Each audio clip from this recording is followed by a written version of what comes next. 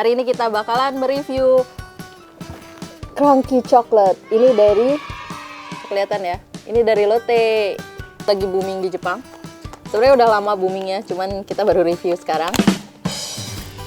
Oke, bentuknya kayak gini ya. Ini juga insya Allah aman dikonsumsi muslim. Saya udah cek bahan-bahannya.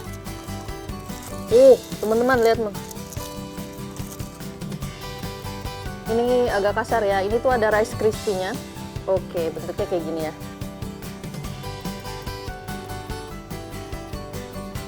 Ini enak banget.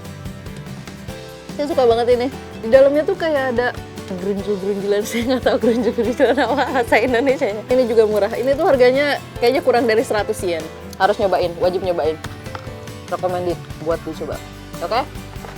Sampai jumpa lagi di review selanjutnya. Bye bye, assalamualaikum.